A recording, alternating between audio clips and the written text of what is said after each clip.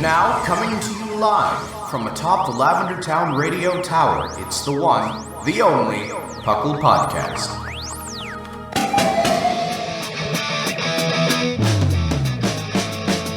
It's PoGo! PoGo! It's PoGo! PoGo! Pokemon Underground Champions League, oh yeah! PoGo! PoGo. Welcome to another episode of the PUCL Podcast. I am your host, Trainer Thatch, here today with my spectacular co-host. We've got the one and only Lord of the Land, Seth Vilo. It's me. I'm an amazing rare. Woo-hoo-hoo. And we've got the wonderful, as always, Sharkfinnagen. Hello, hello. And we're here to bring you another episode of the PUCL Podcast. PUCL, of course, standing for the Pokemon Underground Champions League, a nonsensical name we came up with in 2007. Where we talk everything Pokemon, from the trading card game to the video game to everything in between. And we've been having a good time. I did not play TCG this week. I took a break. So I was going to go to League, but then my dog has a hot spot, right? On her stomach, which kind of sucks. And so we had to put essentially the cone of shame on her. And so she would stop licking it, right? So it gets better. So she's been wearing it for the past week. But the first night she didn't know how to sleep, so she was really upset. So I went downstairs to just go sleep with her to try to get things easier. It did not go well. She was so uncomfortable the whole night. She woke me up once an hour. So Sunday night Sunday into Monday I just got no sleep. So I didn't go to League and I didn't play any more Pokemon. And then the Discord convinced me to play Pokemon Unite, which I remember. Which now after playing it again, I'm like, yeah, that was fun. Yeah. That was fun. Yeah, no, it's really, it's been a while since I've played, just because I've been doing other things, but I know it was fun when I was playing it. Yeah. Yeah. Even if I was, raging against the playing solo queues by yourself, but it was fun. Yeah. It's not a bad game. We should get back into that. Maybe I could log on later after this. I could just play it a little bit. I'll join you. I'll play a little bit. And, you know, it takes 20 or 30 minutes to get through all the new menu notifications if you haven't played in a while. So there's that I'll have to do. I'll play with you if you want to play after this, Seth. I'm down. They gave me, they didn't give me, I just had enough credit on the account still that I got a couple new characters. Ooh. One of them being Urshifu, which I'm actually really jiving with. That's in? Yeah. Oh my gosh. Yeah. And I think you get to pick a form or something with that one. Yeah. Really? So when you hit level 5, Cubfu evolves into Urshifu. And you either pick Wicked Blow or Surging Strikes. Oh, okay. That's cool. Yeah. It's like Kane in League of Legends. I'm a nerd. Yeah, it's very fun. It's a very fun game to play. I don't know. Cool. I've been having a good time with it. I don't think I'm good, obviously, but I don't think I'm good at Pokemon Unite. I think I'm definitely the weakest player when the PUCL people ask me to play. I'm 100% the weakest player, but yeah, because we have a pretty good devout Unite crew. Yeah, there's a very when they play, crowd. They go in, which is cool. Really, which is fun to see that everyone just popping off in the Discord's voice chats. Yeah, I randomly played with British Gent last night, and we were just having a blast. But British Gent was actually MVPing. Wow. Yeah. Okay. Mm-hmm. Yeah, I was just there. I was along for the ride because as long as somebody bot lanes with me as Urshifu and it's a person who's decent and doesn't try to overextend, I think we do okay.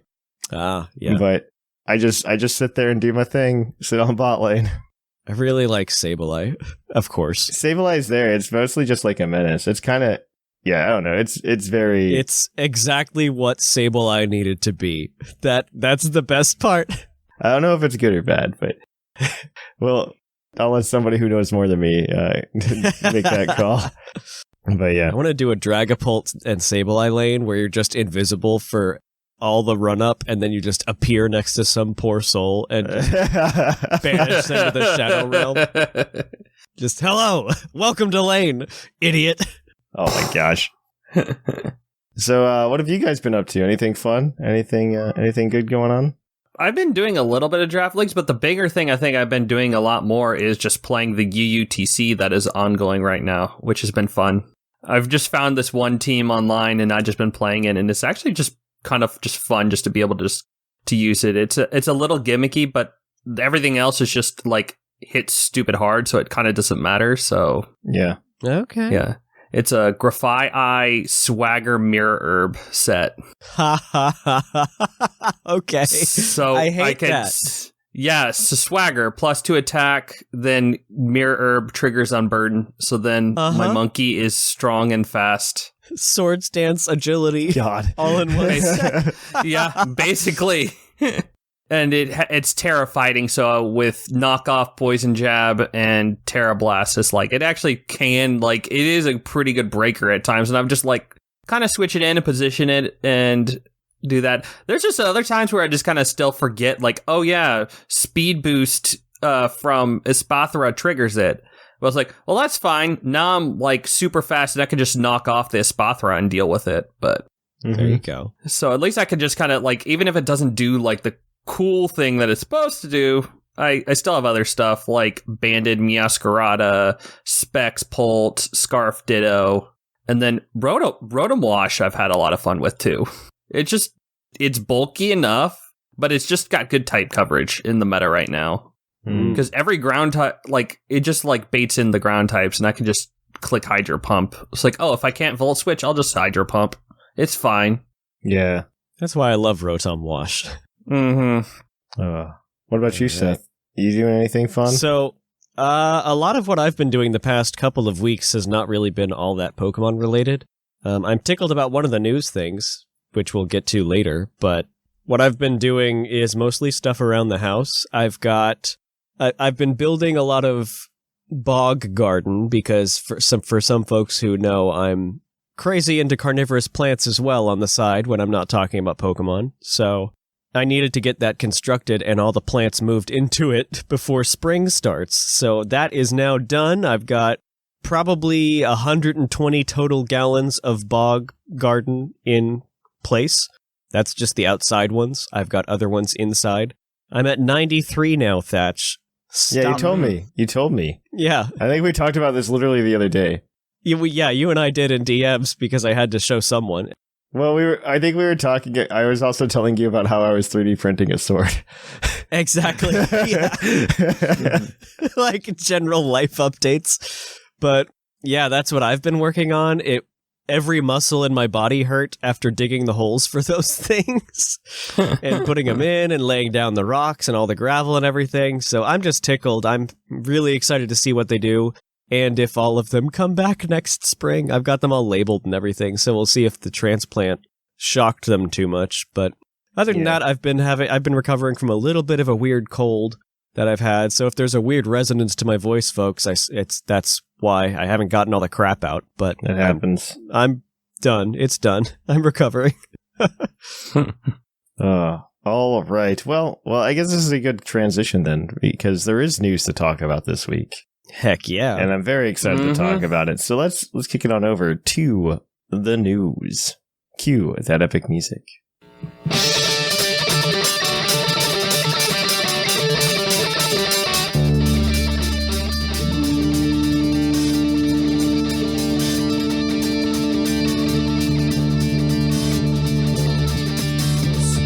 Coming to you live from the Lavender Town Radio Tower. This just in. Welcome to the news. In the news, there's a few things. First of all, there was a Pokemon, or not a Pokemon, but a Nintendo Direct this week, which I still haven't watched. I've just been I've just been seeing the fallout.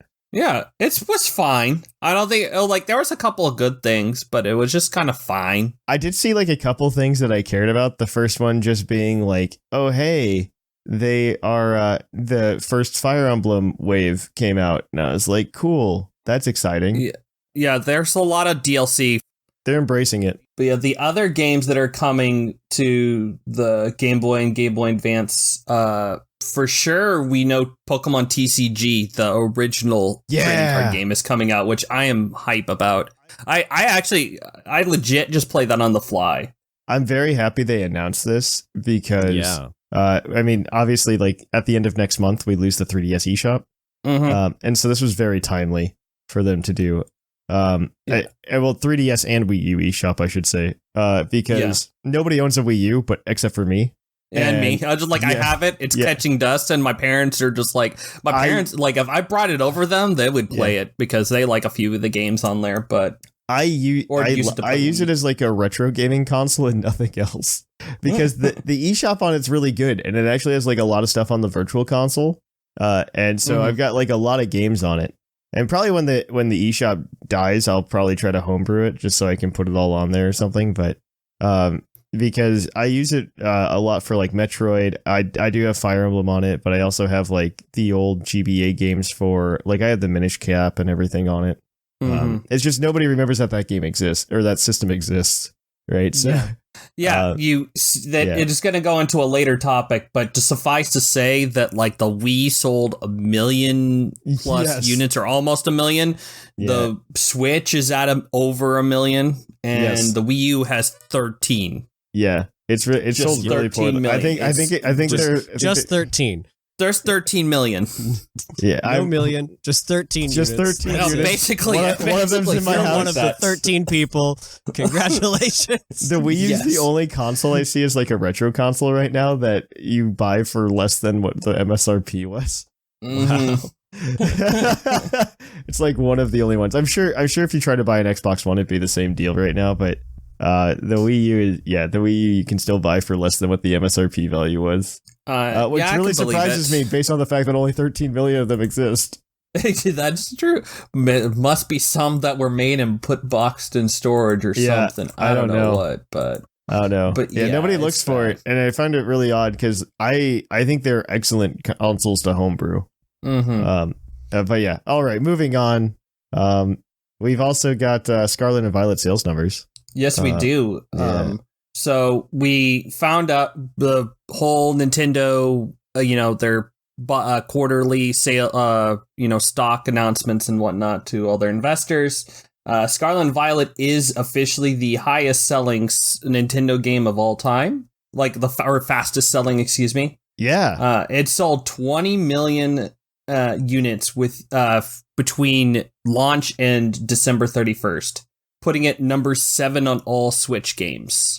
And Swish is at number 5 with 25 million. So it's it's ridiculous. That's really fast. Scarlet Violet will definitely be potentially the highest selling Pokemon game of all. It's definitely on pace for I don't think it's gonna be Mario Kart, but it's definitely I don't know if it's gonna be the highest selling Pokemon game of all time. I don't think it'll beat Red and Blue out.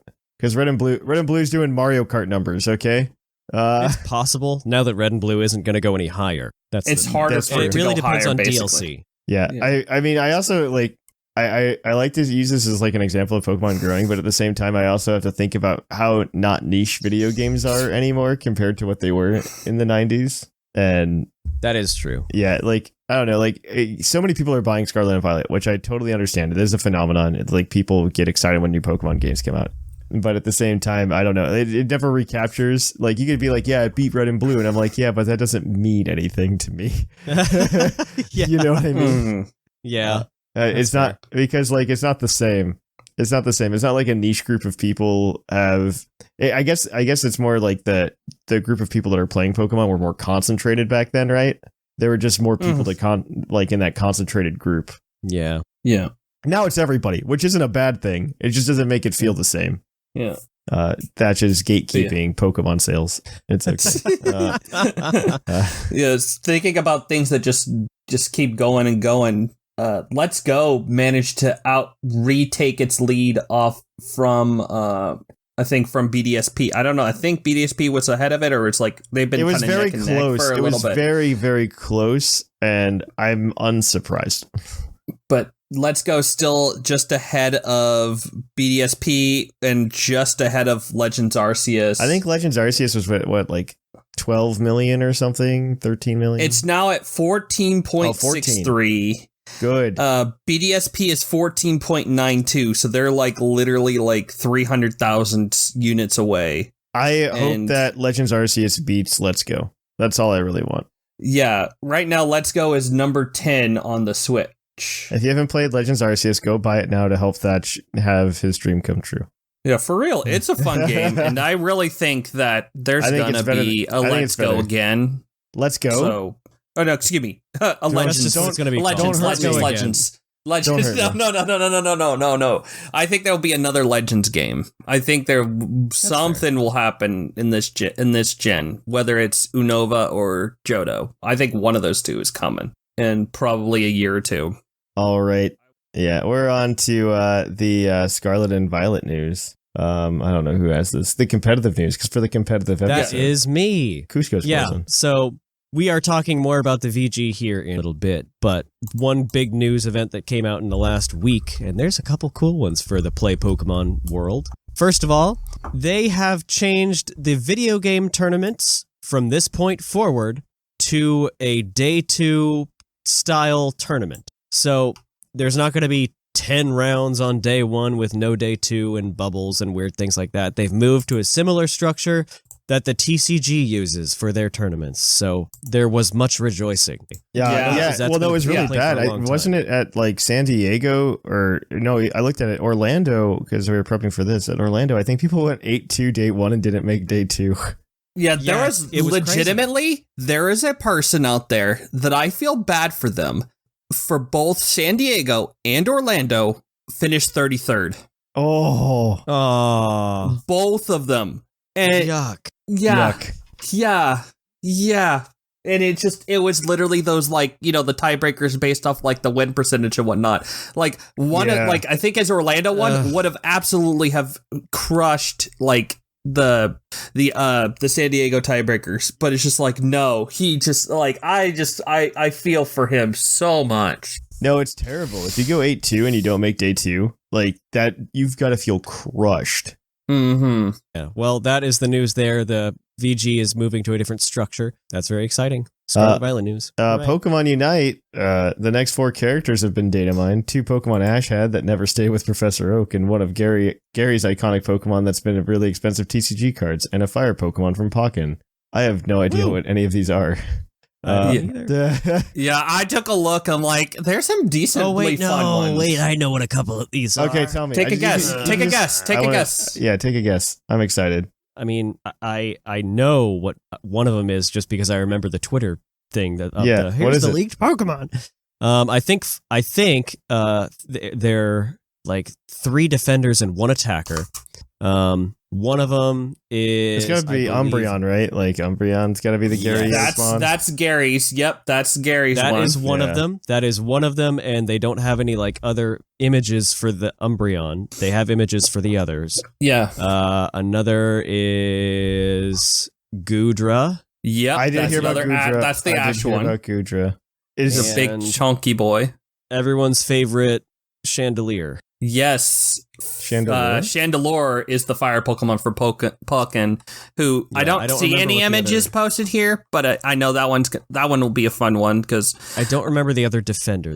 It is a very early Ash Pokemon that I think you really only saw between the Gen 1 and Gen 2 animes.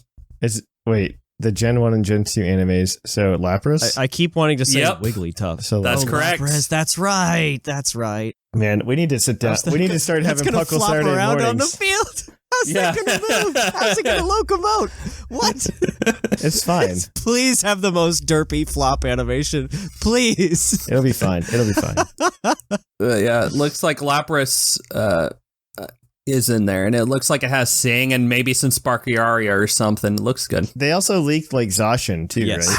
There was some image of that. There were some like legendary Pokemon in the image. Like there was a Registeel or Registeel's in part of Registeel's in the or in Rock the or new, what was it? map. I saw something. What was it that I saw? I saw something. I don't know what it was. Zacian has been leaked. We basically know its moveset at this point. Okay. The names of it, like Play Rough, some kind of crazy sword, ultimate, Behemoth Blade, agility. Yeah. No, it's not Behemoth. It's like it should be Behemoth. Oh yeah, there it is. Yeah, it was Zacian with the 3 Gen, the Gen 3 Reggies. That was the image I guess saw. I'm going to have to learn these if we're all going to play Unite after this. We're going to form the best Pokemon Unite team that anybody's ever seen. I'm just going to be annoying and be Sableye and be like, no, you're confused now. Yeah, actually, I was about to say, it's like, maybe you should, you'll probably play with the new Comfey unit that just came out. But I'm like, Sableye exists. Stop, I'm like, never mind. You have to play Sableye. Comfey's bad. Comfey's actually bad. Comfey is actually bad? Oh, okay. Yeah. Sableye exists. Bad. My dreams have been realized when it comes to Pokemon Unite. I need nothing else. You really don't. Except maybe Mega. But that's another. Mega. Yeah. That's more gravy on top. Yep. Yeah. Let's move on. All right. Well, Pokemon Go news. You ready for this, guys? Oh, buckle up. There's nothing big news. Everything that's happening is happening this weekend, so by the time this airs, there's nothing new to really talk about.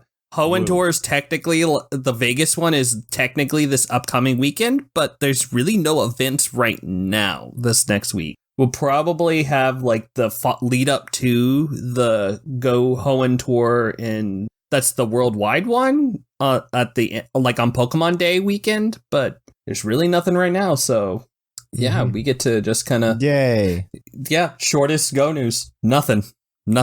Yeah. All right, and I'll Seth. take the next TCG This news is so because exciting. it's kind of in line with what I was talking about earlier. There's been another announcement from the Play Pokemon people. For those of you who are seeking a world's invitation to in the TCG specifically, and more specifically if you're playing in North America, the CP requirements for a world's invite have been dropped from 500 points to 350 points.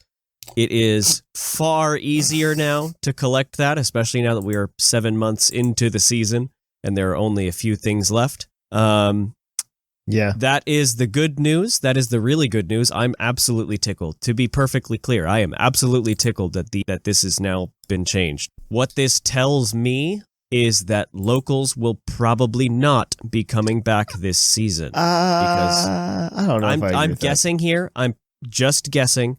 But I don't think they would drop it to a more reasonable level like that and then bring back locals halfway through. Well, so if they brought back locals when I think they'll bring back locals, it wouldn't even be halfway through. It'd be like the last quarter. That's right? true. And that's very you're true. not making a lot of moves in terms of points with a quarter of a season's worth of locals. Uh-huh. Yeah. That's also true. I could be completely wrong and a pessimist here, but at minimum, locals aren't coming they're not coming till at least May or June at the earliest, probably. My hope is that they'll be announced with Scarlet and Violet. That's my hope. See. That's my hope. Yeah, that might be when they announce it and start bringing it back. But I don't even want locals for the points. I really just want them for the experience. You know what I mean? Yeah.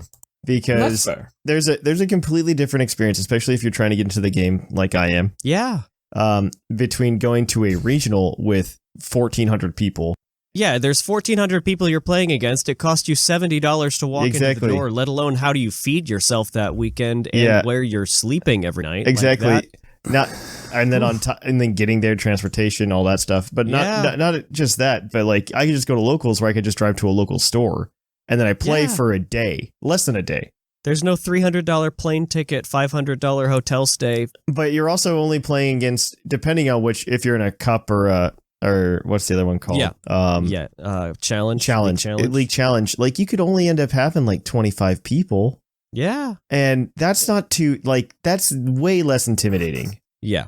And it gets you into it starts your skill level. It starts you being able to recognize how to play the game physically, which is very different than online. Very much so. Lets you start recognizing how other people play, both tendencies, if they're cheating, you can start to recognize behaviors more quickly.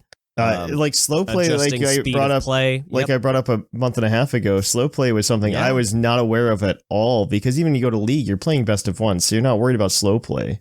And that's a huge thing. Just being able to go to these tournaments, I think would be great. And so I'm hoping they bring them back, not just for points, but just for people to get into the game. Yeah. But the good news is that they are seemingly listening to the general complaints of the community. They have their ear to the ground, both with the VGC, those are good announcements that mean they're actually listening to us, and so it's like the first good thing I've heard in like a year and a half. In like a year and a half. That is so relieving to hear and so relieving to feel. Now it's time to see if our voices get to be heard on actual development of things such as TCG Live and fixing Scarlet Violet competitive. Yep. Because, So we'll see. All right. So the last thing is Puckle's Pokey prediction. This should be quick. How do we think we'll see the old starters revisited next? More regionals, convergent species, Paradox Charizard? Paradox Charizard. If we get Paradox Charizard, I'm done. Like the podcast is over. The podcast is over. No, you have to have a venue by which to complain about it. No, actually, stop. Actually, Paradox Charizard looks good though.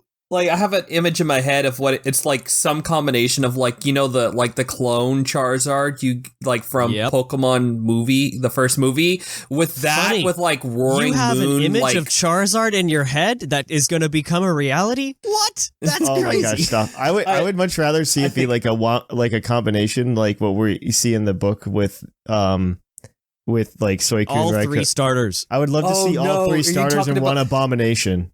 That would be so fun. Actually, that would be funny. Be here for that. I would be here for that. Oh, that one anime episode where Venusaur and Blastoise are fused together. Just throw Charizard in that. Yeah. The Venus toys, but with Charizard wings or something. Yeah, that would be so cool. Exactly. Oh my gosh. I think more likely we'll get regionals from in a Legends game first, but I think Paradox starter would be very fun. Yeah, that would be. All right. Well, let's go ahead and end this right here. And we're going to go kick it on over to Puckle's Poke Quiz, where we're going to quiz your co-host on their insane Pokemon knowledge.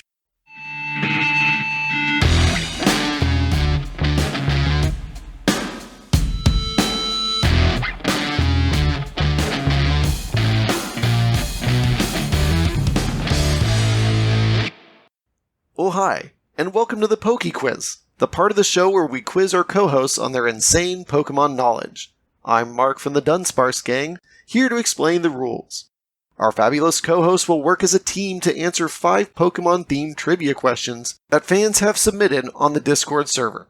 Each question is worth 1 point, with Pokedex and multiple answer questions worth more, for a total of 7 points. The host can use a free hint at any time. If they get all the answers correct and do not use the hint, they can cash it in for an 8th point. Welcome to Puckle's Poke Quiz. Thank you for that introduction. We're going to jump right on into it. Our first question is going to come to you from Jamie. Uh-oh. Yeah, get ready for this, Seth. Because we've talked about, people have mentioned on Twitter, Seth, about Silver Tempest's format lasting forever. Feels like it's never ending. It's me. I'm people. Yeah, and so Jamie asks, which Pokemon TCG set was standard legal for the longest time? Which TCG set was legal for the longest? In standard. Yeah. Part of me just goes with the immediately obvious one that is Sword and Shield, because that's been now 7 months. Not in the current format, but just like forever in the TCG. In general, yeah. And that's what I was thinking, is like, this is too easy of an answer for a Jamie question. Like, yes. You trickster. That's like, I don't know enough about the TCG to be too much help. Because I don't know that I would be able to answer this question, but this is the only time I'd be able to ask it. So that's fair. Because standard legal's the weird part of it. When was standard first created? Was it like, because I would like to say like base set, but like, yeah, like when did rotations begin occurring? Because I would default to base set, but I don't know. Did they even have tournaments like at base set? Was there a standard? Was there? This is hard, Jamie. Gosh, dang it! I will tell you, it is a base set. It is a base set. A base set. Okay. That helps. A base set. That could mean a lot of things. Just like the video game base. You said specifically legal for standard, right? Yes. Okay, so it's not like some tricky, black and white's been expanded forever. No. I hate expanded. It's a bad format. What would have been long? Because Sword and Shield was what would have been 2019 or 2020 to 23. That's almost 2-3 years. Yeah. Trying to think, what's the longest? Would it be Black? No, trying to think. Diamond Pearl is 07. They made Black and White happen sooner. Black and White was when I was in college. I'm just going by just by the video games and just seeing which one had the longest gap, and I'm feeling like maybe it's like a Ruby Sapphire between that and Diamond Pearl. That's like I'm gonna need an answer. I feel like this is a trap, but I'm good with saying Ruby Sapphire. I don't know my card game history too well. So I'm good with saying that, but I also feel like it may be Sword and Shield. Yeah, it wouldn't surprise me if it's just that, but the fact that we got a subtle Thatch hint that maybe it isn't Sword and Shield, I'm hoping he didn't totally misdirect us there, but let's find out. I'll say Ruby Sapphire. Lock in, final answer. Tell me how wrong I am. Ruby Sapphire is incorrect. It's closer than you'd think. What? Sword and Shield isn't the answer either. To make you feel better. Okay. The answer is actually Diamond and Pearl base because they skipped rotation in 2009.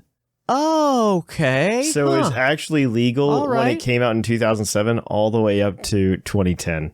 Wow. Okay. Yeah. Okay. So I would say Sword and Shield's probably second place though, right? Because it got like an extra half a year. Is Sword and Shield gonna beat it by the time rotation happens? I don't know the answer to these things. I only have what's in the document, okay? It came out in 2020. And by then it'll be 2023. No. I think Diamond Pearl still beat it. Anyway, next. Next question is going to come to you from the actually, we're going to do Right on Rocks. What is N's real name? Oh. Nymphadora Tonks. No. God, is it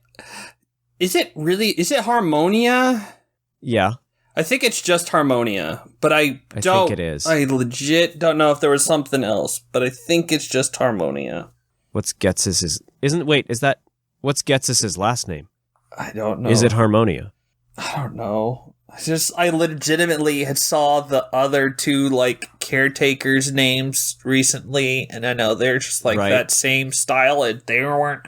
And I think they were just singular names as well, but it was just something. But I feel like Getz's fancy, has a last name. Something's tickling my brain. Something's tickling my head. Because I feel like it's Getz's Harmonia, which makes his character so weird feeling. But I'm gonna need an answer here. I mean, his real name is Zoroark. Let's be honest. Just throwing that out there. But I guess we're good with just saying Harmonia. Harmonia. I'm going to accept Harmonia. His actual full name is Natural Harmonia Gropius. What? Harmonia Gropius is the last name. Okay. Hyphenated, I dig it. No, not hyphenated. I'm just let me have this. Nope. But I'll accept the Harmonia. I'll give you the point for that. Yay! That's a hard question. And you are not Whimsicott, so I should not expect you to know. All right, this next question is your Pokedex entry question, as always. This one is going to come to you from True Crow 48. Its Pokemon Platinum entry reads, if one utters a deep cry, many of this Pokemon line gather quickly. For this, it is called Summoner of Night. Who's that Pokemon? Summoner of Night? In Platinum? If it utters a deep cry, many of this Pokemon line gather quickly. For this, it is called Summoner of Night. A default answer is Honchkrow, but... Oh, yeah. Because it probably summons a bunch of Murkrows. Yeah, that's a good one. But basically, I would think it's something like that. You could say Miss Magius, something Miss Drivis. Who did this question come from? 2Crow48. Huh. Oh. Interesting. We're gonna go with Honchkrow. Yeah, I'm gonna go with Honchkrow. This is Please be I didn't make correct. the connection with the name. Honchkrow is correct. Honchkrow is correct. Let's go. Woo! Got a little redemption there. Thank goodness. Gee. The second entry was from Ultrasun, and that said it will absolutely not forgive failure or betrayal by its goons. It has no choice in this if it wants to maintain the order of the flock. Yep, absolutely. Yep, there we go. Yep, we got there. I just That's 2 points. daughter's wedding. So you are 3 for 3. We are going to move on to your multiple answer question. You can get up to 3 points here. This one is going to be from Batista. We are going to ask you, this is about Scarlet and Violet. There are 5 answers here. I'm only going to need 3 of them. If you get all 5, you get bonus points. What are the abilities of each of the Starmobiles in Pokemon Scarlet and Violet? Oh, Speed boost? You have to lock them in. Speed boost, lock in. Speed boost That is lock. correct. Speed boost.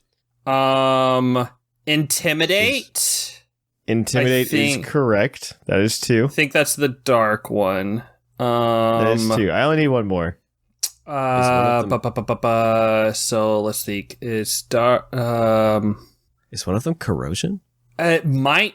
I think it's corrosion. It might be toxic debris, but That's it. Toxic debris. Yep. It sets spikes. Yep. Toxic debris is correct. Yes. And the other 2 you're missing are Like Misty Moxie? Surge and Okay, Stamina. I thought. Yeah. Oh, yeah, I do Stamina. remember Misty Surge. Yeah. But Stamina. I knew yeah, it was that's a something. good one. One of them was something to do with poison, and I couldn't remember what it was. So yeah, Yeah. toxic debris. Mhm. My child's favorite ability. Yes. Glamora, my baby. That gives you guys No, good 3. So you question. are 6 for 4. Your next question is your base stat question as always. This one is going to come to you from Zay Paladin. Which not fully evolved fire type has the highest base defense? I would like to turn in our hint because we can't cash that in. It is a That's right. Yep. It is a dual type with rock. Fire rock type. Okay, that narrows down quite a bit, huh? Because that would you start looking at Carkol, my boy, Is it Carkol? our boy. But what Yeah, was that's the got other? high-ish defenses. Hisuian Growlithe is the other fire rock. Yeah. I'm trying to think. There's not a Gen 9 fire rock, right? I think those almost keep the. I think those are only like 10 base points off their regular Cantonian form. Yeah. And they are not very defensive, especially not compared in my head to a Carkol that jumps up to like 120 when it evolves. Yeah. I'm trying to think. Was there another fire rock that is Fire in Gen rock that 9? evolves specifically. Huh? Fire rock that evolves specifically. Yeah. I'm just trying to think of other Gen 9 Pokemon. I can't think of a fire rock off the top of my head, but Yeah, because my head jumped to Magcargo, and I'm like, nope, Slugma's fire. No. yeah. It's just those two. Magcargo is a Pokemon that needs an evolution. Magcargo needs love. It needs something. Magcargo needs a lot. Yes. Yes. It needs ZU to finally form so it can actually do something. It needs more than that. It needs something. It needs some. Did we have a fire rock this gen? That's what I keep trying to think if there's one, but I can't Something's quite. sticking in my head. I don't know. I mean, what fire If types? I'm just thinking- because you had like what the freaking you had A Charcadet knuckle stack duo. that's tear it into a no. What are the fire? Oh yeah, what are the fire things used? It used Torkoal. You have Scoville, Yeah, and Torkoal's you in. had. I feel like Carkol's good. I think Fire rock specifically. I think so. I can't come up with anything else. So let's go Yeah. with Carkol. Final answer. What do we get, Regis? Carkol is correct. That is Yay. that is a base 90. Yep. Yep. It's so Yep. good with the base EVLA. 90. The next is a 3-way tie followed by Lampent, Combuskin, and Reboot at 60. So it's not even close. And then Fuecoco at 59. Wow. Yeah. Let's go, Coco. Yeah. For having such a quote unquote good defensive type. Yeah, right? There's just not a None bunch of of the bulk. stats. Yeah, that's why Yeah. I like using Carkol like as a niche like low pick in like draft leagues because it can just it walls a lot of fairy types. Yeah, Yeah, fire oh, yeah, has yeah, the yeah. most resistances outside of steel. And Yeah. Rock actually resists a decent chunk of the coverage moves that it might get as well. So it's just Yep. like, yeah, no, it's fine. It Till can you- hold an EV till light. you get It'll a do spray enough. bottle. That gives you guys 7 points today, I think. Woo! Yeah. That's a lot. Yeah. We would Where's could redeem Shark's after name? like the There it first is. 2 struggle bus questions. Yeah. I was like afraid of what y'all were gonna bring Goodness. us this week. Whew. Yep. All right. So in first place, we have Mark with 8 points. In second place, we have a tie between Seth Vilo and Sharkfinnagen at 7. What up? And in fourth place, we have a tie between Lenny and Jushir at 6. Everybody else has yet to get on the board. Yeah. All right. We're going to kick it on over now, guys, to the topic. We have another review this week from iTunes from Boy Jeff. Amazing, 5 stars. I just started listening this year, but I've loved it ever since. Well, thank you for that. And if you would like to review us wherever you listen to the podcast, we would really appreciate it. It would help us out. On top of that, you might be able to be right on the show. Well, until then, we're going to kick it on over, guys, to the topic. Welcome to the topic. Our topic this week is our monthly episode about competitive Pokemon. We are covering the video game today. There have been some changes. I mean, VGC's definitely changed up a lot because we're in a new series. I'm not sure what's been going on in OU because I have honestly not been paying attention, but I've been listening to you guys for the past 5 minutes, and I assume there are lots of things. That's why you keep us around. That's why I keep you around. No other reasons. No other reason. No other reasons. Except for the fact that you two will record with me very early in the morning. Yeah. Very true. It is currently 9 a.m. Eastern time. Yes. Which means I started recording my time 7 a.m. So Yeah, that's fine. Which means to actually get my butt up out of bed, I had to get up at 6:30. If somebody would have asked me to get up at like 5 to do the show, I probably would have done it. yeah. Well, that's not going to be me. Just get the coffee in and we're going. Yeah, I need to go live on the West Coast. That's what I'm learning. All right, so I'll let you guys take it away with the Smogon stuff. I'm still putting together a few of my notes for VGC. Yeah, sure. Yeah, no, that's fine. I'll let it rip. I'll ask questions as the observer who's watching OU develop. I can only observe. I am the watcher. I cannot. Yeah. Well, let's start with the big elephant in the room that happened last time we recorded was whether or not whether Terror would still be a mechanic of OU. It's been tested in a lot of the different formats, such as like monotype and NatDex formats and whatnot, but OU being the big one, we got to figure out whether or not it's going to carry through all the other formats below it, and it did barely hang on. With no restriction. So it's just in its pure form. No team preview, no anything like that. I'm actually really surprised that they didn't even do team preview. It was about half a percentage point off from reaching a supermajority to have some action take place. And the choice after that, because you submitted both when you completed the question, was far and away, like 70% to do team preview. It was just that 59% of people said action was to happen, and you needed 60. So therefore, Terra is as it is for now. Might change. We'll see when home drops, and we'll see when other things happen, but that's the current That's state. what it is right now. And because of that, the first wave of, the next wave of bans happened because Terra was still a factor. Oh, yeah. Annihilate, Cyclizar, and Chi-Yu hit the bucket. Womp womp. And Shark and I are here hitting refresh over and over again on the suspect announcement things because as of today recording,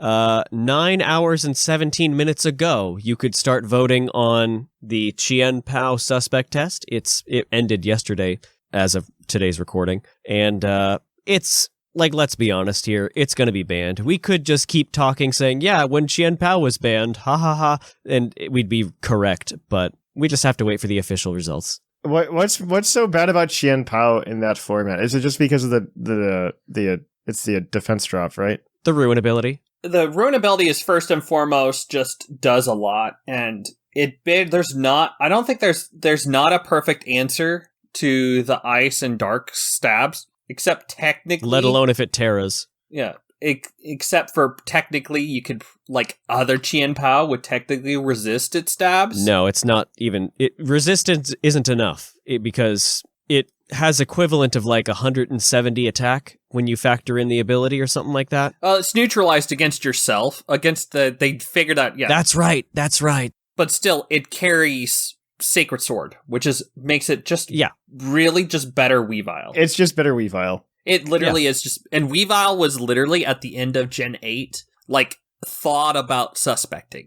Just because ice types, I think, when you have such a good offensive ice type, it's definitely format warping. Mm-hmm. But this one's even worse because there's no counterplay. Weavile had plenty of counterplay, plenty of checks and things because it sometimes just couldn't do enough, even if it Swords Danced. This, the second it touches the field, something is getting 3/4 of its health peeled off at best. I could, on my team that I was using for UUTC so far, and just generally laddering, I'm about 1,1400 just because I haven't done enough matches with it yet, but I think my default answer is to either go into Rotom Wash just to chunk a hit and maybe get a T-Wave off on it, or to go Ditto and just Scarf Sweep it back. That's literally kind of I don't know what to do with it otherwise except figure out what move it's clicking and then adapt from there. Figure out, is it banned? Is it heavy duty boot?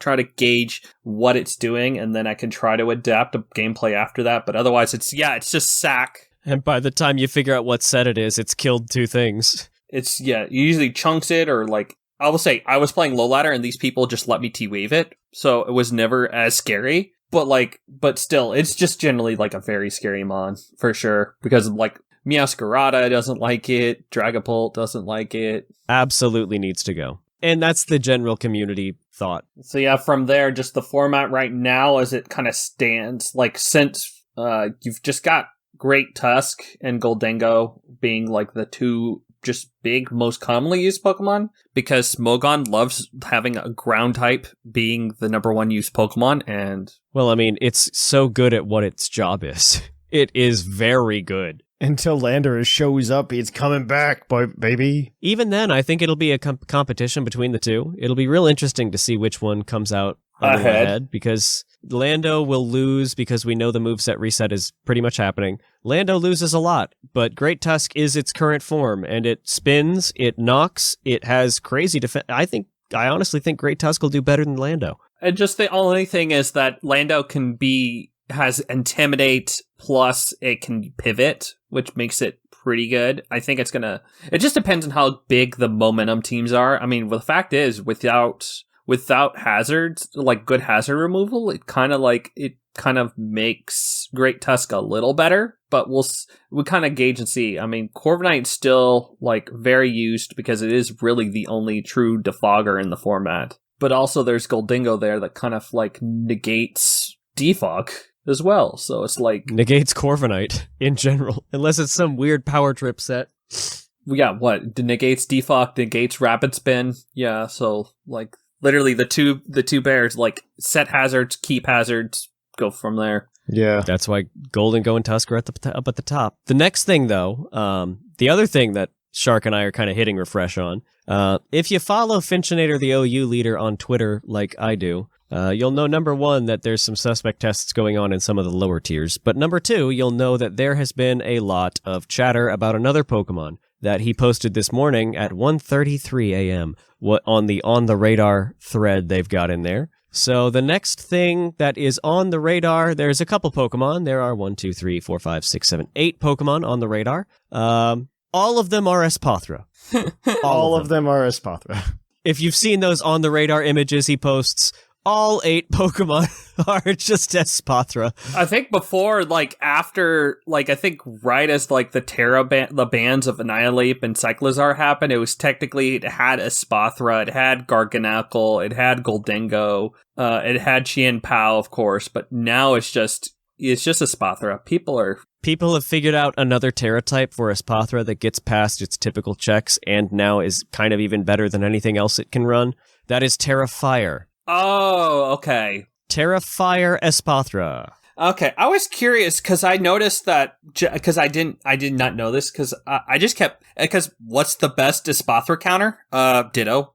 And my team literally just sure, I'll let you set up your Espathra up. I'll just switch in Ditto. But I never know what its Terra type is. But I noticed it ran D-Gleam over Terra Blast, which kind of made me, because I knew Fairy was its its normal Terra type, because that way at least got past darks. But fire makes sense. Fire hits some neutral, fire gets past steals, and has an interesting resistance palette when you're in, because you're not going to be switching with Espathra. When you're in, you're in. Yeah, you go to town, you get your Calm Mind, you get your speed boost, you click stored power, and you win. Mm-hmm. It resists Ice Shard, it resists Bullet Punch. It's neutral Sucker Punch. So that is the current, type that people are just like, oh shoot, that does it. Yeah, it's on the radar. It's probably... Yeah, it did get banned previously to UU. It wasn't UU at in December/January. It did get banned into UUBL, and then it's moved up into OU based on usage. It's currently... I think people just needed to figure out how to do better with it once Cyclizar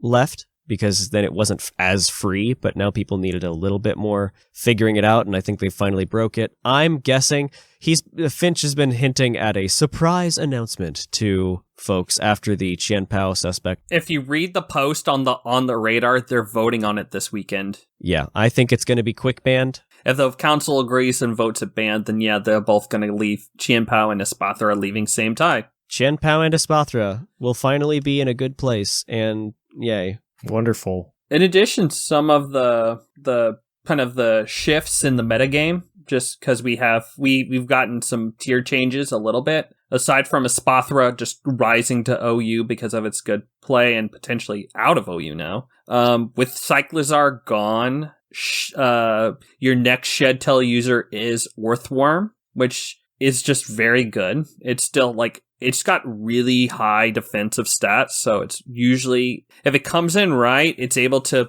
shed tail, but if you get in a special attacker, usually it can get very punished. It's very punishable just because it does not have a good SPDF. And there's a number of times I've seen it try to go in front of my Dragapult. It's I click Flamethrower, and then it goes away. Right, I have Infiltrator, I don't care. Yeah, and also that too. You have Infiltrator too. Earthworm has bumped to OU though, right? Earthworm is an OU. It is sitting in 32 in usage right now, as of the last update. So you've got that. And another thing coming to OU is Pelipper again, which means rain. Oh, Pelipper, you're back, baby. The thing that keeps rising and falling, and rain is back, and the big rain hitter is, of all Pokemon, is Floatzel. Yeah. And I love it. Floatzel. Floatzel with Wave Crash. Terra Water Wave Crash. Wild. Yeah. Mm-hmm. It legitimately made people put in consideration Damp Rock as a suspect test in Nat decks. Because it's able to just two-shot Toxapex with Terra Water Wave Crash. Yeah. In the rain. So, yeah, you've got that. Yeah, it's definitely a harder hitting Pokemon compared to Barraskewda. Barraskewda goes faster, but Floatzel hits harder because Wave Crash is much better stab than Liquidation. You still run Liquidation because it still will do a lot, but yeah, it's literally 3 moves. And I will say, I've enjoyed using Floatzel this gen. I'm so happy that Floatzel is a good Pokemon.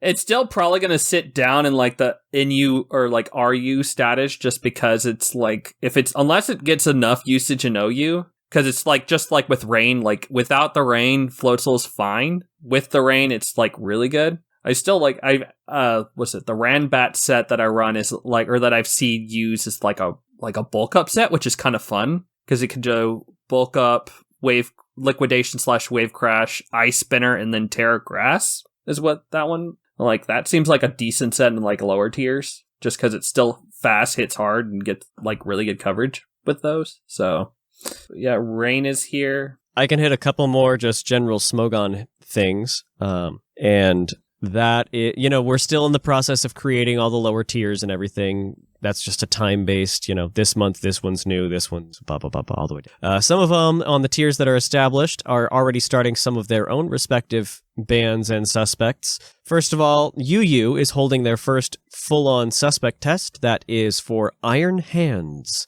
So that started on Thursday, and that checks out. Yeah, that was one of the Pokemon that fell down recently into UU. Baxcalibur and Hydreigon are the only Pokemon now sitting in UUBL because Espathra moved all the way up. But so yeah, I would see Iron Hands kind of fitting in that slot just because it hits stupid hard and kind of fits that same thing with Terra's being good with it. Yeah. So in addition to that, RU had a couple of bans. That's a newer on the formed tier list. Haxorus and Lycanroc Dusk were removed from RU, so they're in RUBL. And below that, the tiers haven't really fully formed yet. So that is where we are as far as actions there. Yeah, UUBL, or excuse me, not UUBL, UU, the top Pokemon based on the usage right now is, funny enough, it's Tinkaton is the most used Pokemon in UU right now. Heck yeah. With that, Gengar, and then like Slitherwing, Talonflame, Donphan. A lot of others just kind of really close in there, but I just like that Tinkaton is the staple UU child. It's so good down there because it's got such a funky move pool. It's perfect support and enough offense to get by. I love it. Yeah, because, I mean, max attack, Gigaton Hammer hits about as hard as an unboosted Zacian Behemoth Blade. So I'm like, yeah, it's very hard. Gigaton Hammer, even off that low attack. Mm-hmm. Yeah. But yeah, otherwise, knock off and play rough and all the other fun stuff it gets is really... Stealth Rock, Thunderwave, Encore. Okay, so VGC got a huge shakeup this month. Ooh, yeah. Oh, yeah. Let me tell you about it. VGC, because we got a new format, new series. This is very exciting. It was a Poke question a couple weeks ago where they asked us if we were, or they asked what Pokemon we'd think were popular. Fluttermane was an obvious answer. I said Iron Bundle, and apparently, according to Pucalytics, I was correct. Yep, I've got Pucalytics, and I have the Pokemon Home update, what I literally screenshotted this morning, and yep, the top 3 were Fluttermane, Iron Hands, and Iron Bundle. Absolutely. That was just top 3, period. Yeah, period. Hard stop, yeah. Hard stop. Yeah, I imagine Fluttermane's really good, especially like the typing's not bad. Like Ghost Fairy is a good typing, and Iron Hands is just very oppressive. I mean, Hariyama itself, I think, is an underrated Pokemon in VGC. It was used in a lot of little side events. I haven't seen much in the way of official tournament results, but I've seen a lot of the Limitless things just because that's typically where my eyes are. It's all over the place in those Limitless tournaments, so... Hariyama is like a very underrated Pokemon. I think it is a very good Pokemon. Yeah.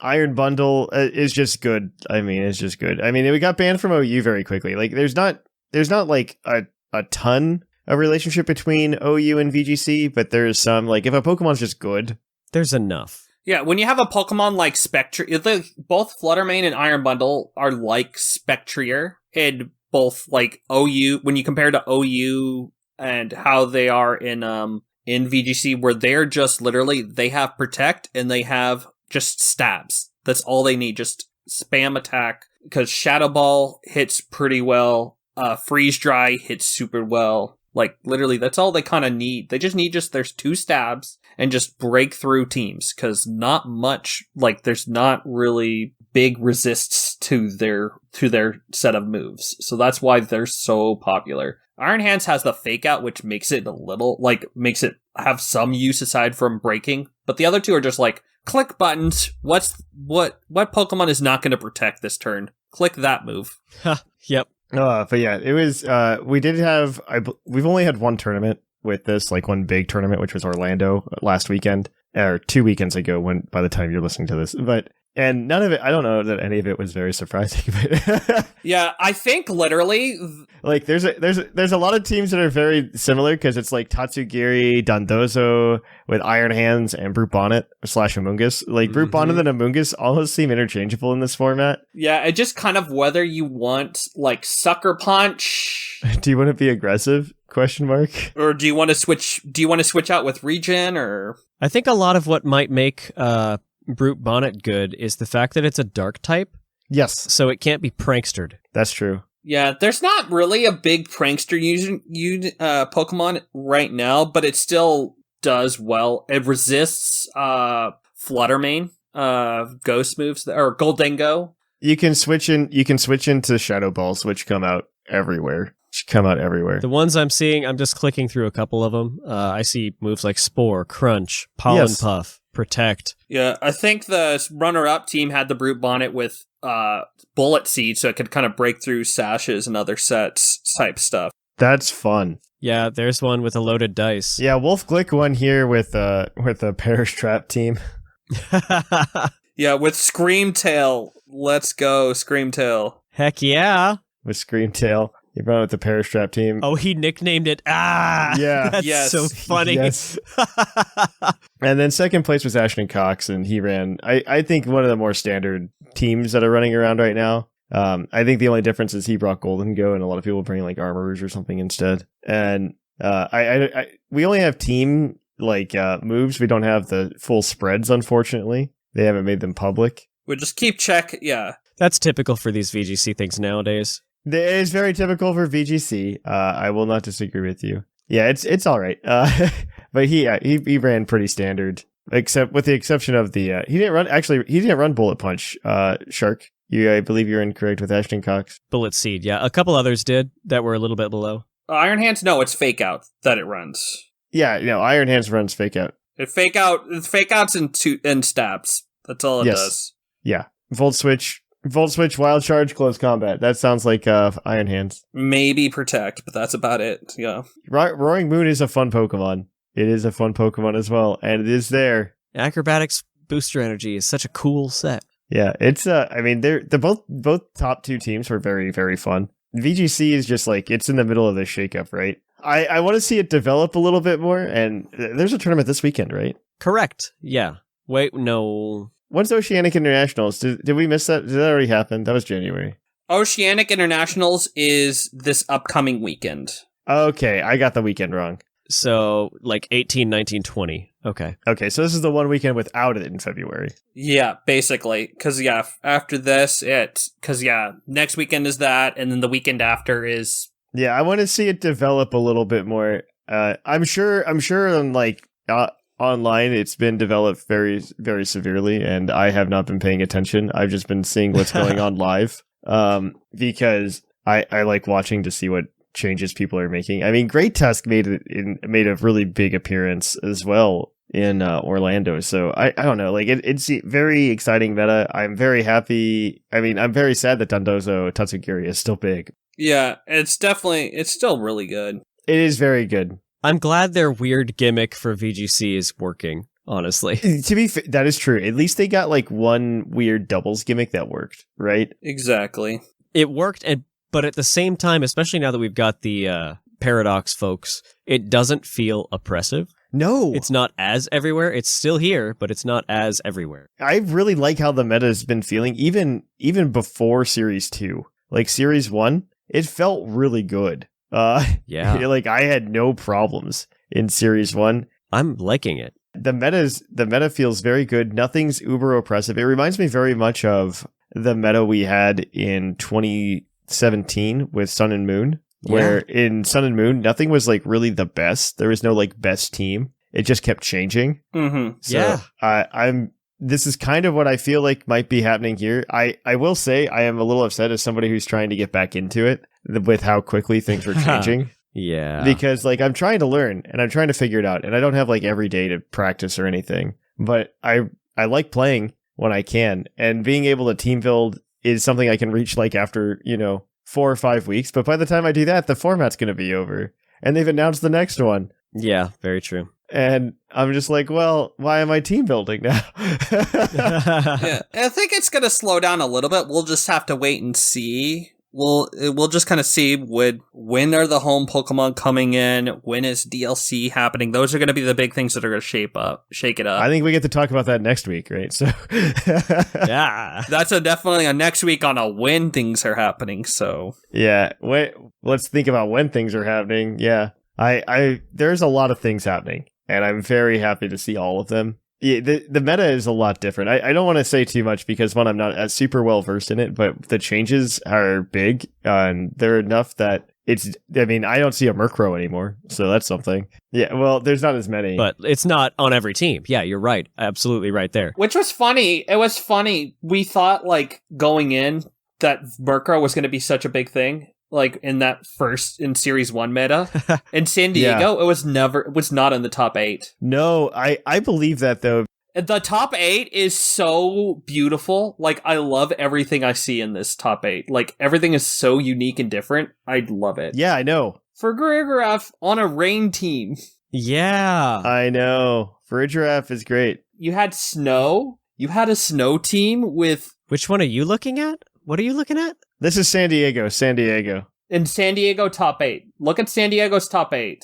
Because San Diego was the last format. It was the most diverse I've seen a top 8 in a long time. Well, it's just because we haven't had an event in a long time, and I think we have to at least acknowledge that there's a lot of very creative people in, like, the top names. Very true. Mm-hmm. They can figure this out, right? Like, they know what's going on. Dude, the Giraffe team, though, is really good. I've played around with that. I really, really like it. I liked Water Buffalo getting a good boost in usage over Arcanine. We thought, Arcanine's going to be a thing. Nope. It was mostly Water Buffalo, aka Water Tauros.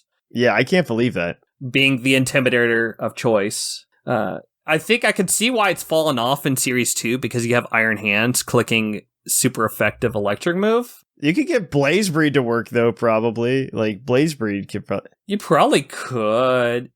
Blaze Breed I could see, like, a place for. I think Arcanine's better. I think Arcanine's a little better right now. Yeah, Arcanine's definitely better with the Moonblast resist. Yeah, I think that's a big thing right now. And Snarl. It does get Snarl, that's true. Never mind. Arcanine's better. Arcanine better. Ignore us. We don't know what we're talking about. I think we do. We just told ourselves 30 seconds ago we were wrong. And we quickly realized the folly of our recommendation, like within 30 seconds as well. Like, oh no, wait. I love formats before Lando comes because Arcanine shows up. Exactly. Arcanine's in like all of these metas because Arcanine's like the one Gen 1 is one of the Gen 1 Pokemon that they're just never going to not put in a Pokemon game. Didn't it have the highest base stat total for a long time? That wasn't Legend or Pseudo? Well, to be fair, they just added a ton of dog Pokemon. You might get it. Didn't Arcanine for a long time have the highest base stat total that wasn't a legendary or pseudo-legendary? That's a good question. It sounds right.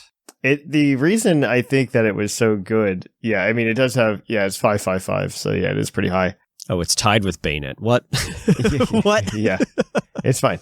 Maybe that's Mega Bayonet? No, there's no way that's Mega Bayonet. That is Mega Bayonet. It is Mega Bayonet? Mega Bayonet has base total 555, just like Arcanine. Oh my gosh. I mean, it is a good bulky boy, right? Mm-hmm. Mm-hmm.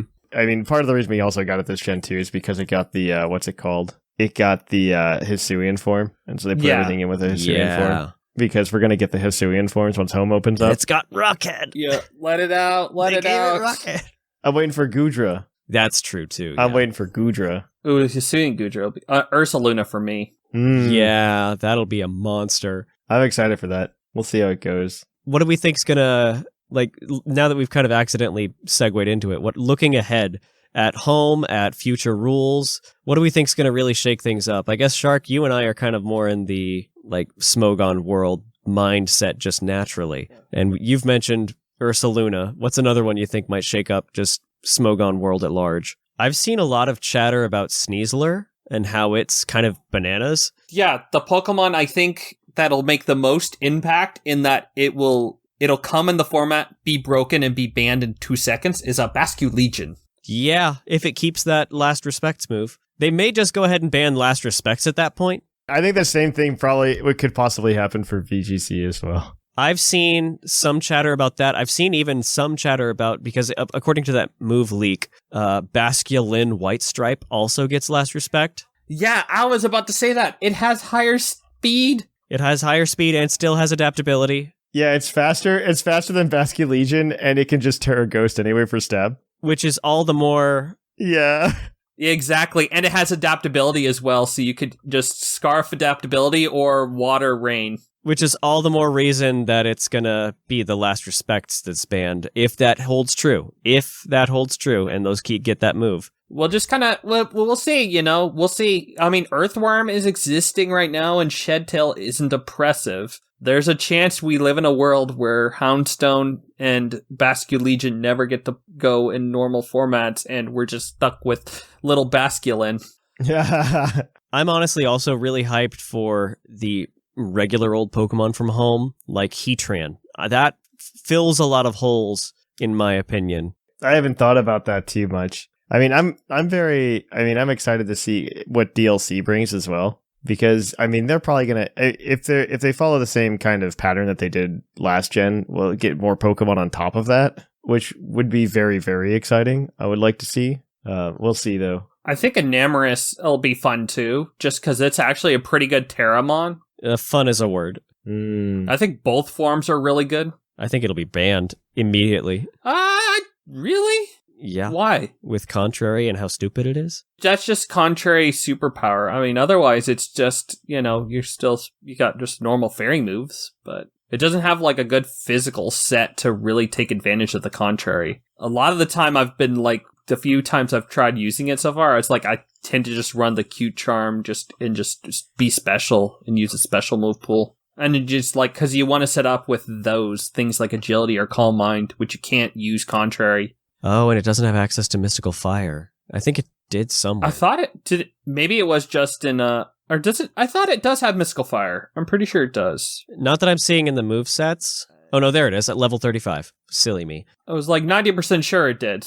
I don't know. I still think it'll be banned, but that's just me. I don't think so. I think it's fine. The normal, and I think even I'll say the Therian form, I think will be fine in lower tiers. Yeah, Therian, I think it's a good Terramon because it can Terra to whatever defensive type you want, and it has stupid stabs. And we're kind of lacking in good, strong, bulky fairies at the moment. Yeah, our fairy types in OU land are Azumarill, Hatterene, and Grimmsnarl, and Tinkaton, and and Iron Valiant. Technically it exists. It's still good, but it's like it's not a good defensive fairy. It's a click super effective move and go from there. How about you, Thatch? What in the VGC world? I imagine the Treasures of Ruin finally being allowed in is going to be a big thing. I think that's going to be the first thing. I don't know. I don't remember how well it was doing before we got like official tournament announcements, because that was the format everybody was like playing around with. I think Qian Pao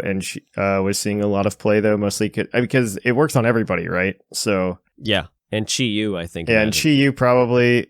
To some extent. I mean, I could see Chi Yu from a more defensive standpoint, because that's usually how things shake out, right? Everybody gets really excited about something like really offensive, and then somebody finds like a defensive way to play around it. And Chi Yu would be like a good way around Fluttermane, right?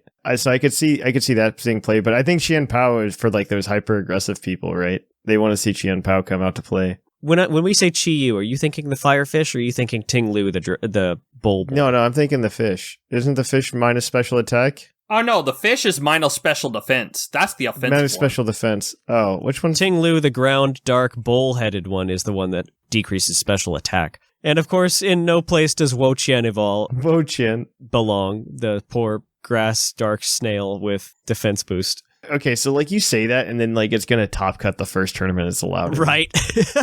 Because it just can't be broken. You're gonna be like, oh, Wo Qian's garbage, and it's gonna win a tournament. I hate making predictions like this because maybe it's because I'm just not good at it, but it's just also like that there's just going to be one creative person that comes in and finds a way to play it like and does well with it, right? Yeah. Because I think the thing that a lot of people don't realize about these tournament stories are that a lot of the people who are winning, like if they win for like the first time or something like that, they've been trying a long time and they've probably been playing the same team for like months. And just optimizing it to the point where they know, like, okay, this move is designed to kill every Godingo variant I've seen. Yeah, it's not because they went out and they've like took a team that they found online or some idea they came up with online. They literally have just been grinding away at it and they've been optimizing it, and then they found like their moment, right? The RNG came in their favor and it worked out. I mean, the same thing happens with TCG, as you're very aware, Seth. So,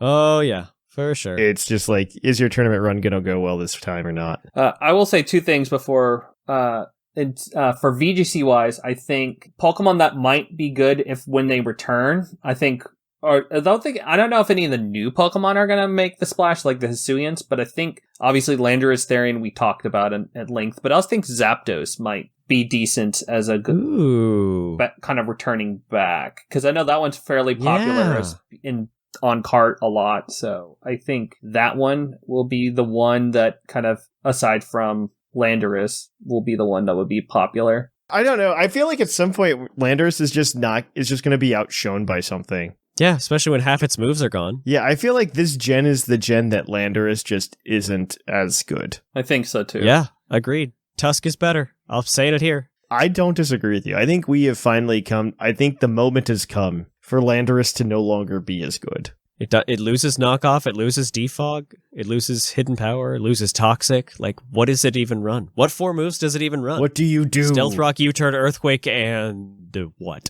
Earthquake again. That's what I said. Earthquake again. Fly or Terra Blast. Fly. Earthquake again. Yeah, Terra Blast. It has to run Terra Blast. Terra's like the best format or the best like mechanic in terms of balance. Like I if I have to rank like the 4 gimmicks we've had, like I think top gimmick is still Mega Evolution, but second is Terra. I think I would still even put Z. Well, no, I think I would put Dynamax above Z moves. Agreed. Yeah. Z moves were stupid. Just because you could do fun things, like there was fun strategy to be had with Dynamax. I'm gonna put myself out there to be reprimanded for this, but I might, the more and more I play and the more I read, I might even put Terastallization over Mega. Like, honestly. Maybe. It's so much, there's so many more unique things you can do with it, and it makes so many more Pokemon viable. Like they said, oh, Mega will be able to bring some Pokemon into the ability to do things, and it made some Pokemon that did not need one broken and some that were just underwhelming. I think our criteria for what is the best is different, to be fair. Yeah. Because like everybody's just like Mega Evolution didn't like help all Pokemon, and I'm like, yeah, I don't care though. As an individual mechanic, yeah, it's great for the Pokemon that get it. From like an entry point into competitive, I really like Megas a lot more, because it's a lot easier to just grab a Mega you like and then build around that. That's true, yeah, for sure. And in terms of team building, like I don't think I've had an easier time team building since Gen 6. Because Gen 6 team building was just so smooth.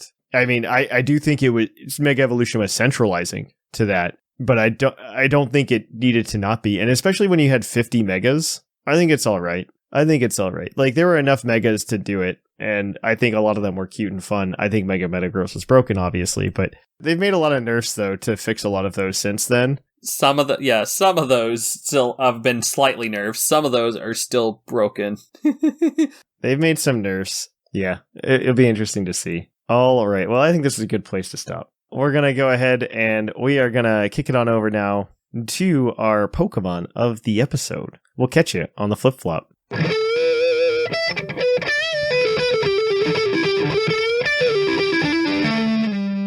Poke of the episode. Welcome to our Pokemon of the episode. Our Pokemon of the episode this week is National Dex number 985, Screamtail, the Paradox Pokemon. From Pokemon Twitter account, Screamtail shares Jigglypuff's endearing puffball appearance, but his ferocious aggression leads to it to attack anyone who comes near. Its primitive looks and savage nature have prompted rumors that it could be a Jigglypuff from 1 billion years ago. 1 billion years. 1 billion. For those at home, that's more than 5. For those at home, did you know, scientifically, based on what we know of the fossil record, multicellular life didn't appear on this planet until 600 million, with an M, years ago? Does this mean Screamtail is a single cellular life form, or is something else going on here? There's definitely several hints outside of just like this one. I think this one's like the most blatantly obvious. But yeah, you look at like the one that I really like is Slitherwing. If you read the Culture magazine entry for Slitherwing, looking it up. Yeah, if you actually read the Culture magazine, it says this is an ancient Volcarona. There are no fossils of Volcarona from that time though. Yeah. and it's just like okay, so like they just like constantly keep doing this throughout the game, and I'm like, okay, so we're supposed to like they're not so like subtly hinting that these are just not what we think they are. Do you remember the Spy Kids movie? Which one? With all the, I think it was the second one, with all the horrible creatures that Steve Buscemi created. No, I think that's the first one. Is that the first one? Yeah, I know what you're talking about. No, the first one was with the guy who's not Willy Wonka. The guy. Yeah. The second one was the island with the weird creatures and the line that should not belong in a kid's movie of, do you think God stays in heaven because he too lives in fear of what he's created? That's right. That is the vibe that these Paradox Pokemon give me. Something is making these and saying, yeah, they've been here the whole time. I remember this movie, but I don't remember watching it. It's been, I definitely watched it. But I definitely don't remember watching it. The third legendary is Steve Buscemi, and I will take no further questions. Yeah. Oh, the Six Flags we were at was in this movie. The Six Flags? Was it really? Yeah. Yeah, the Six Flags in Arlington is the theme park at the beginning of the movie in Spy Kids 2. No way! Oh, yeah, right? Yeah. Wow, this is a lot about Screamtail. Yeah, so yeah, this is Wolfie's winning team from Orlando. We don't have the specific Ivy's EV spreads. It's just we're just taking from Peakalytics and other sources just to kind of get us what we think is close. Before we go there, Screamtail's okay. It's got a base stat total of 570, but unlike Ultra Beast, the stats aren't spread out in any way that makes sense. Yeah. All defenses and HP all the time. Kind of, yeah, right? Like, I mean, Screamtail's got an attack and special attack of 65, which is kind of meh. But its HP and special defense are 115, its defense is 99, and its speed is 111.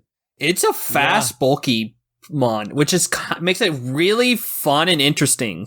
Yeah, it's definitely different. We really have a fast, bulky boy. And it's Psychic Fairy, which is a fun type. So I've even used it in OU. It's kind of cute. It gets Stealth Rocks. It gets the Wish. The Wish. It gets Reflects. Ooh, Fast Wish. Yeah, Fast Wish, Wish Protect, Stealth Rock, and just an attacking move, I think, is the one I use. Yeah. But yeah. Play Rough is still... It's not terrible. You can run Play Rough or Moonblast, yeah. I think I did something non-contact, like Boom Burst or something like that. That works too. Yeah. That's because it's a Jigglypuff from the past. Yeah. Yeah, a billion years ago. Yeah. The past, yeah. Yes. Yeah. All right, yeah, no, but we do have the team. Yep, the team is a parish trapping team. So the first thing we got to do is the parish mons, which is Screamtail, holding booster energy with photosynthesis ability, Terra type Steel, 236 HP, 84 attack, 100 defense, 84 spadef, 4 speed, impish nature. So photosynthesis will boost off its spadef in this set, so that way it could be able to tank hits from things like Goldingo if it has to. It's got Protect, Perish Song, Play Rough, and Disable. So it's got a good speed, so it can actually disable anything that's super effective coming its way or anything you don't want it to click on you. And then Perish Song gives it something that gives you the win con. Yeah. And then the other mon that we got for Perish Song is Fluttermane, holding a Focus Sash, Photosynthesis ability, 252 attack, 252 speed, 4 spadef, Timid nature. Its Terra type is Grass, so you can protect yourself against spores. That's one. Yep. Or Rage Powders, technically. It's got Protect, Perish Song, Moonblast, and Shadow Ball. So more scouting. It is a good alternative win con if you need it. Like if you need to break something, things like Goldingo, is the biggest issue on this team against this team because it's immune to Perish Song, and you can't trap it because even if you could. So yeah, you're gonna just rely on clicking Shadow Ball versus it and Moonblast against some of the other mons. So as we said before, it's got 2 really good stabs, so it's hard to find anything that resists it. And Fluttermane's special attack is pretty good too. So yeah. So it's going to break things. Just like chews through things. Yep. Basically, this team is around positioning yourself to either perish and trap things with another mon, or you end up just kind of killing 2 things and then perish trap the fact that your opponent has no ability to switch out. So that's kind of how this team functions. So we'll go on to the next mons. You bet. We've got the perish part. Now we need to get to the trapping part. We've got Gothitelle holding a citrus berry, and the ability is, of course, Shadow Tag. It is 236 HP, 116 defense, and 156 special defense with a calm nature. Fairly balanced defensive stats for it, and its moveset is as follows. Protect, Fake Out, Psychic, and Heal Pulse. Really good for stalling out those Perish Song turns, because you can fake out one thing, protect on the other turn, heal your guys up as they take hits. And I think I mentioned it's holding a citrus berry. Its Terra type is water, because water is a very good standard defensive type. Yeah, it's got 2 weaknesses, so... Yeah, I mean, it is weak to some common things in the format, like Mungus and... Iron Hands. Iron Hands. But a lot of Amoonguss don't even run a grass move. Well, ours doesn't, but others will run that. Brute Bonnet will run a grass move. Yeah, Brute Bonnet? Yeah, Brute will. Crunch, maybe, but yeah, it's an option. You don't need it's definitely an option. It's like it's probably not your main Terras. It's just a good one to have. Good to have as a backup. And then, speaking of an Amoonguss that we've already spoiled that we've got Amoonguss, and I'm talking about it because I'm a mushroom maniac. It's got a mental herb, so you can't taunt it. Ability is Regenerator, because why not? Its EVs are 252 HP, 156 defense, and 100 special defense with a relaxed nature. Just almost same allocations as the Gothitelle. It's just standard bulky on both sides. Again, we made these EV spreads up. We're guessing. Those aren't revealed, so we kind of know what we're doing sometimes. Its moves are Protect, Rage Powder, Spore, and Pollen Puff. Yeah, that's... basically the exact same thing Gothitelle is doing. Yeah. Stalling out turns and healing up, and occasionally redirecting with some spores, versus Fake Out and Psychic. Yeah. Yep. Good boy. But if you feel like you actually want to play the game, we have 2 more Pokemon. Because these are your win cons if you do run into some other things. Like Golden goes rough against Fluttermane, you want to have more in your back pocket. Sometimes you just want to be able to punch things real hard. So we've got a Palafin holding Mystic Water. Ability is obviously 0 to Hero. It's got the Water Terra type because you just Terra Water and then destroy things. It's 252 attack, 4 special defense, 252 speed, Jolly Nature, Protect, Wave Crash, Jet Punch, Close Combat. Those are the moves that Palafin runs. That's all you need. Yeah, the only other one that you might want to play instead of Protect is Flip Turn, but on this team you're trying to stall turns out, so sometimes you just want to have the extra Protect. Exactly. Just even if it's just double Protect turn 1 just to scout things out. You just definitely I mean, one of the things I was doing, I don't think it's a good play yet, but one of the things I was doing was I would lead like Screamtail and Palafin, and then Perish Song, and then switch the Palafin out for the Gothitelle or something like that. So you get like an extra turn of Perish Song, and at the same time proc the 0 to Hero.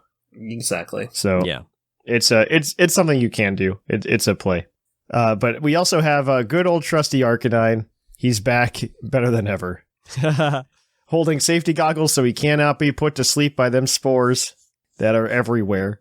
He's got Intimidate because he's going to scare that Dragonite across the field. This is a very complicated Arcanine spread that is the most common one on Picolytics.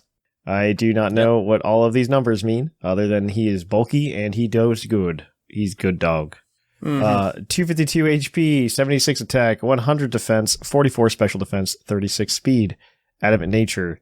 With Protect, Flare Blitz, Extreme Speed, and Will-O-Wisp, because he is Arcanine. He do good dog things. Yeah, that is do how he do. You do need to be able to play against Dondozo teams, and this does help. You can Willow a Dondozo or something, which would be pretty big. Especially if you go Terra Water, you could probably take a couple hits.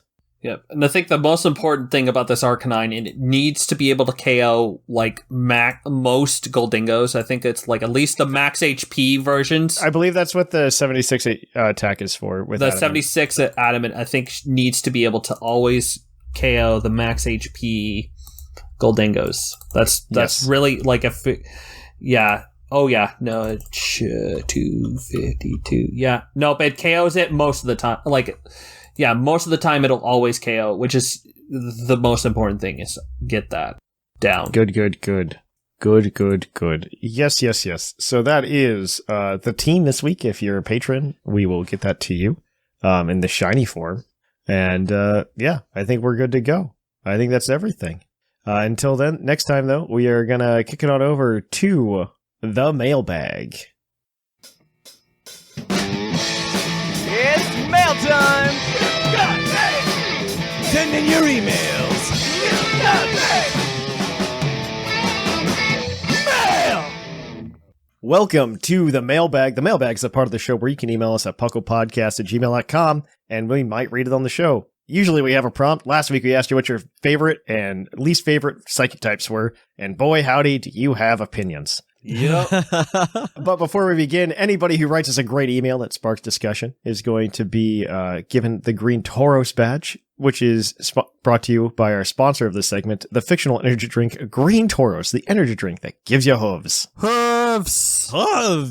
Good. All right. So we're going to jump right on into it then from Snackard. Hey yo, Puckle crew, Snackard here. While I typically agree with Puckle's 100% correct rating of various types, the psychic type rating King has a few disagreements with, so I thought I would throw my hat into the ring with 2 new additions to Puckle's marginally less perfect ranking. The sarcasm was palpable. Ooh, you could palpate. First, Jushiro is correct and should have been listened to more. Alakazam is not only deserving of a spot in the top 5 due to its design, but also being the best Pokemon to battle with in Kanto. When you think of psychic Pokemon, what pops into your head? For me, without question, it is Alakazam. Yes, the design is maybe simplistic, but I would argue it only adds to the psychic persona. I can't quite describe it, but Alakazam just looks like a psychic mon over most recent ones like Venezuela and Galarian Slowbro. Okay, but liking Alakazam is as your favorite psychic type is liking Charizard is your favorite fire type. So One's psychic ability is measured by one's ability to eat ice cream. he's very good at that.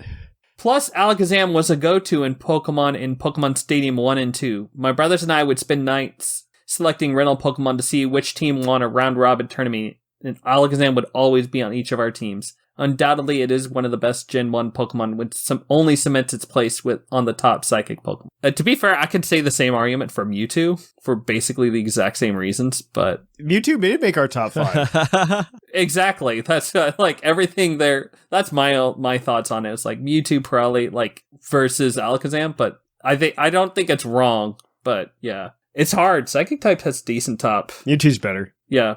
But secondly, the Pokemon clearly should be in the bottom 5 is Bruxish. Design-wise, it just looks ugly and does nothing to suggest it would be a psychic type Pokemon. It's clear as day that the fish should be water, but the dual type is often forgotten by me when I see it. I always think that the worst thing a Pokemon can do is be forgettable, and Bruxish does just that by being thought of as solely a water-type Pokemon, which is a big shame in my book. Keep on keeping on, Snackard. How dare you diss Bruxish? I think Bruxish is perfectly fine. You're only allowed to diss Bruxish if you can properly pronounce its Hawaiian name. Bruxish? Or at least the animal upon which it is based. I need to see written down, but it's like Bulululu. I'm not even trying. Humu humu nuku nuku apu a. Yeah, okay, that's what I thought. I'm not even The trying. reef triggerfish.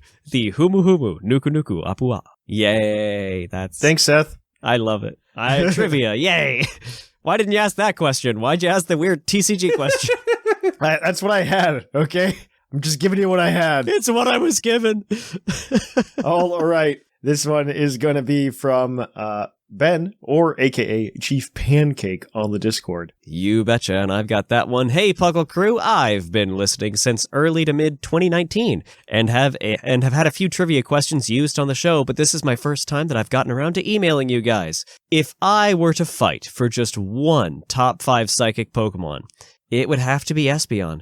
Espeon has been among my favorite Pokemon ever since I first played Pokemon Coliseum, and it has been on a few of my teams since. It's easily my favorite evolution. I love its sleek design, which comes off as both cute and cool. I love its Pokedex entries from RSE and Auras, which paint it as a very protective and loyal partner Pokemon, and I also find it very strong in battles. That said, Farigiraf is a more recent favorite of mine, and one of my favorite Gen 9 Pokemon. Espeon is better than Alakazam.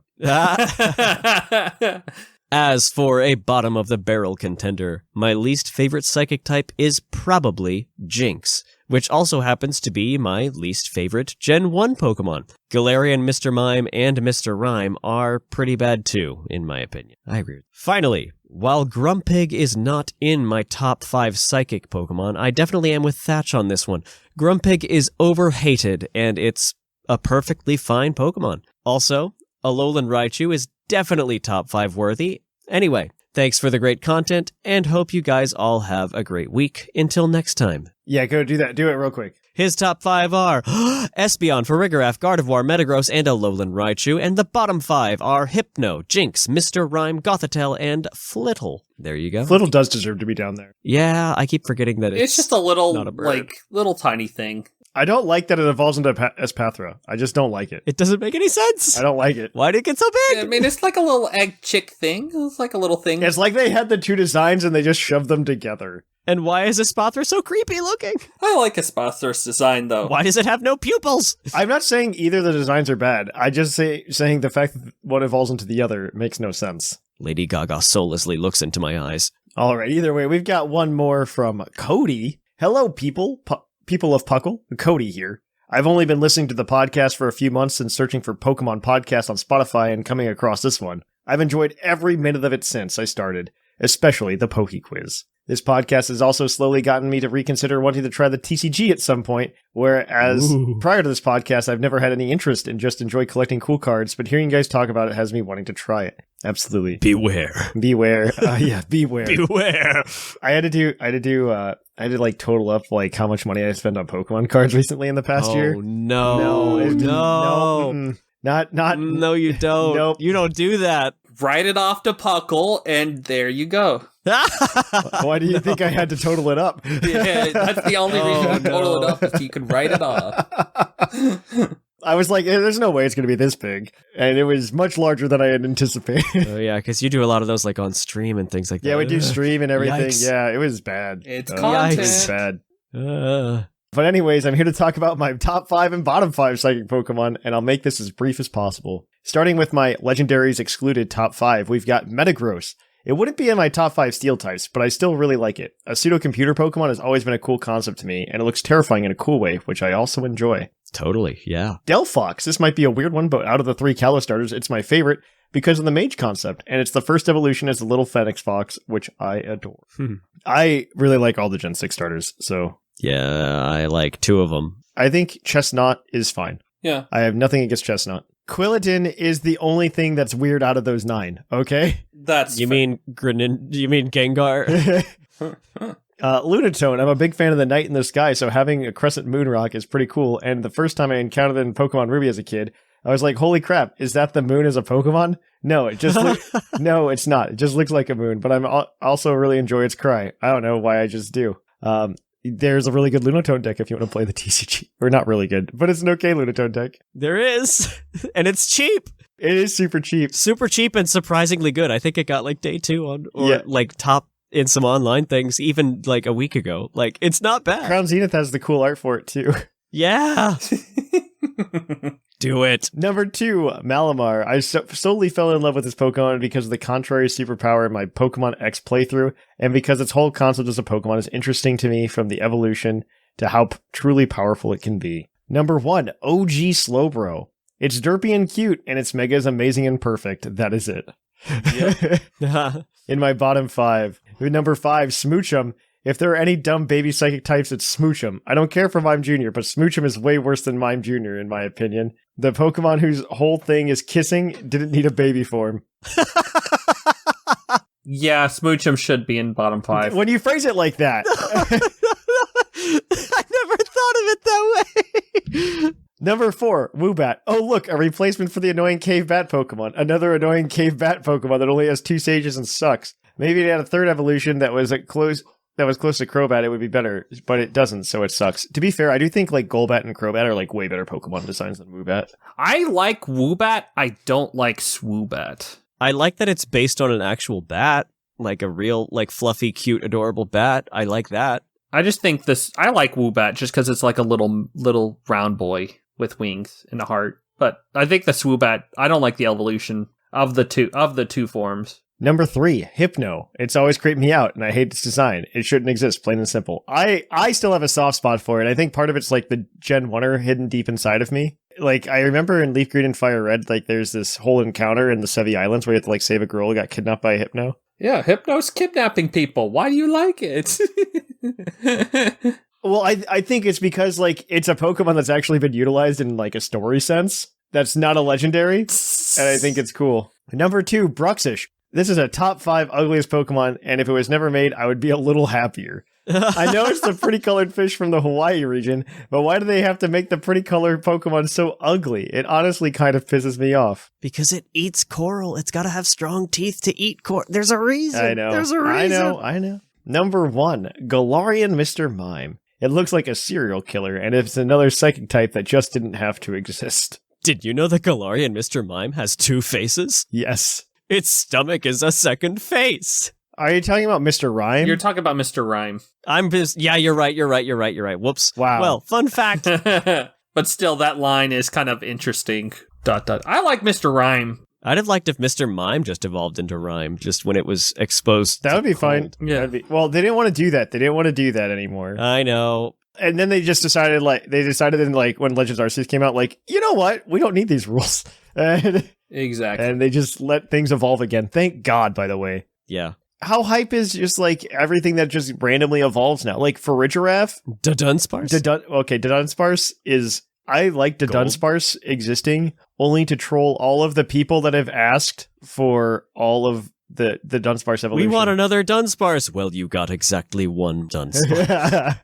Or you can get the 3-segment form, the Dunsparce. The Dunsparce. I actually like the Dunsparce, honestly. It's so bulky. I just like that it exists and that people didn't get what they wanted. Yes. Not something crazy, just Dunsparce. But again. Those are my top 5. I'm curious to see how you guys react to it. Enjoy the rest of your week. Sincerely, Cody. I hope you enjoy the rest of your week, Cody. All right. Last email is going to be from Backstein because we want to let you know that we do listen. Yes. Yes. Hi, Thatch and Co. I was so upset when you put Screamtail in the bottom that I had to stop listening, waited a day to calm down, and then listen to the rest the next day. I don't know if this is a real story or not, but I hope it is. Here's your vindication. We made it the Pokemon of the episode. We talked about it quite a bit. For you. You hear Screamtail is... I actually like Screamtail. It's just this cute round ball that is trying so hard to be intimidating. It's adorable, reminds me of Mooncake from Final Space. Just love the little thing. Lunala, Mew, Hatterene, and Lugia close out my top 5. No. I think I mentioned Lugia, but I think I would honestly put Lugia in flying. No. Because its hand wings are the best design that's ever happened in Pokemon. No. It can go straight back into the Silver Tempest booster pack. Thank you very much. I say this because Seth and I have had Twitter conversations. The bottom 5 is really easy. Mime Jr., Mr. Mime, Galarian Mr. Mime, Mr. Rhyme, and Jinx. Oh, God. Don't think much explanation is needed for any of them. Yeah, I have no arguments there. At least Bruxish didn't make his bottom 5. Yeah, for once. Yeah, it's just all the Mr. Mimes and Jinx. And Jinx. Yep. Thanks for the great podcast, Backstein. Well, thank you for that. If you guys want to email us next week at puclpodcast@gmail.com, you're more than welcome to. You can also let us know anything you think of the latest format of Pokemon at puclpodcast@gmail.com. You can, of course, keep up with us throughout the week at our Discord at pucklediscord.com. You can also check us out on Twitter, Facebook, and Instagram. Additionally, you can catch us on stream at youtube.com/pucklepodcast. Also watch some videos over at youtube.com/pucklepodcast if you missed the stream. I think I'll be back at it this week on Tuesday. I think Tuesday this week works out for me. Too many things are happening in my life. It's both exciting and awful. You can, of course, support the show by heading over to our Patreon at patreon.com/pucklepodcast, where we have some exclusive content and Pokemon giveaways and whatnot. But all right, we are going to go ahead and end the show here. I have been Trainer Thatch. I have been Seth Violet. And I've been Sharkfinnagen.